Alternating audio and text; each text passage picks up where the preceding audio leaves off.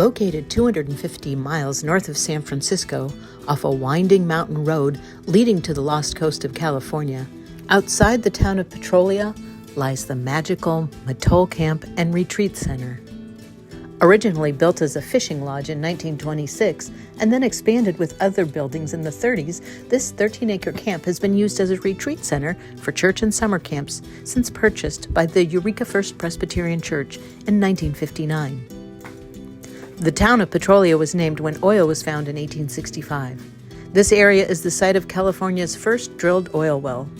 It turned out there was not enough oil to be profitable, thus the area maintains its lush grassland and rich fishing area on the Mattole River. Salmon were plentiful for many years until the sediments from logging made the river harder for salmon to inhabit. Restoration has brought the river back to much of its glory. Over the years, many people have used this peaceful retreat to share community and center themselves. The camp has hosted many, from riders and faith groups to families, schools, and musicians. I was 8 years old when I first went. Had a good experience. It was with the old lodge. I remember we had to go outside and do our own dishes. I found it very tranquil, peaceful. It's uplifting. It's just the vibrations in the camp, if you want to call it that.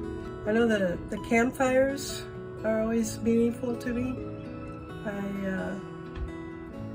The singing, the plays. We have a lot of fun. At North Star Quest Camp, it has a big impact on the girls.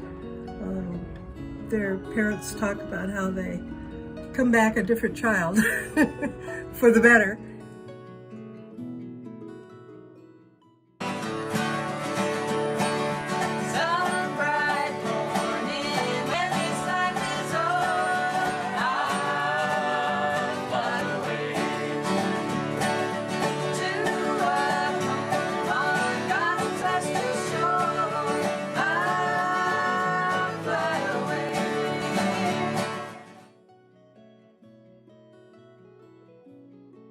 Very first time that we, as the musicians, also known as the harmony makers, moved from A-Way, where we were camping in tents, up to Mattole Camp, where we had cabins, a huge kitchen, hot showers, a private swimming hole.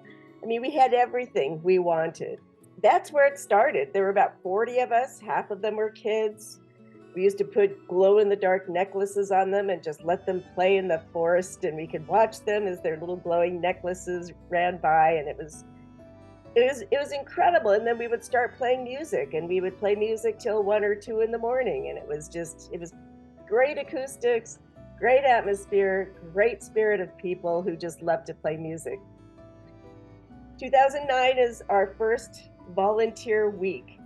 And I got a group of maybe 5 or 6 people. I had a contractor, I had a painter, I had, Richard was always there, so he was helping us with projects. My friend Mimi and I did all the cooking, we did all the landscaping, but every year from then on, we would all meet out there in June and do these incredible projects. We built all the picnic tables, we rebuilt the stairs down to the sun cabins. Our painting contractor painted the entire inside of the lodge, the main lodge, and then we all painted the exterior of the lodge and all the cabins and the residents, and we would work all day.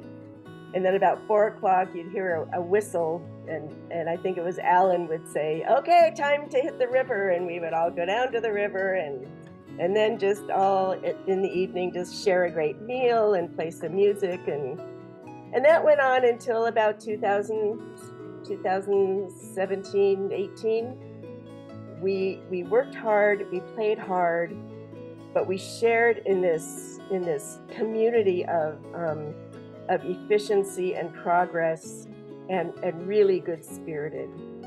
When you drive out and you turn onto the driveway that goes up to the camp, you'll feel a sense of relief because you're unplugged. So no cell phones, no television. We do have a landline for emergency. So when you drive out, you are completely unplugged from your daily routine, which everybody needs, especially these days. When you get into the camp and you unpack, you put your stuff in the refrigerators, you put your bedding on the bunk bed, you all get together and sit on the deck with your feet up and you're looking out over where the river is. But when you're sitting on the deck with a group of people you love, and your feet are up and maybe you have a nice cup of cold water or hot tea, and you're just having these quiet conversations, you become the world. You become nature. You accept everything around you for what it is, and you just get a complete feeling of euphoria.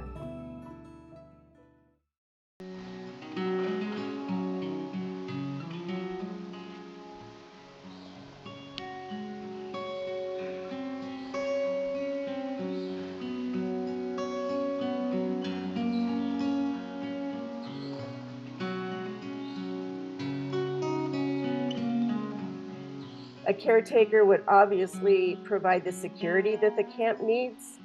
It would provide the customer service that the camp is lacking right now because there's nobody out there all the time that can help people.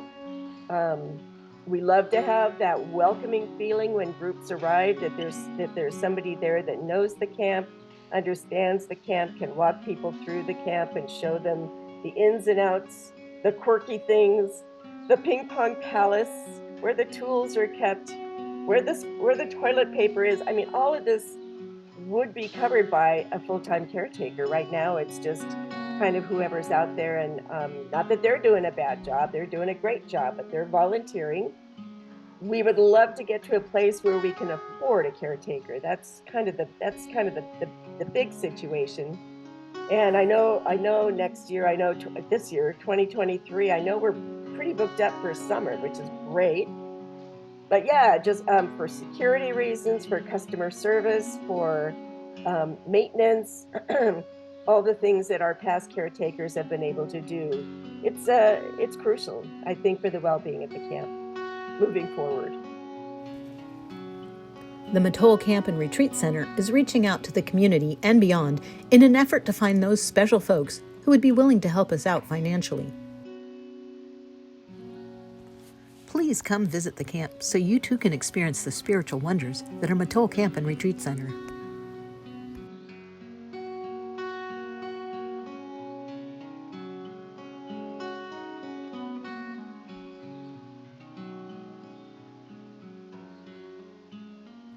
Thank you for taking time to watch our video.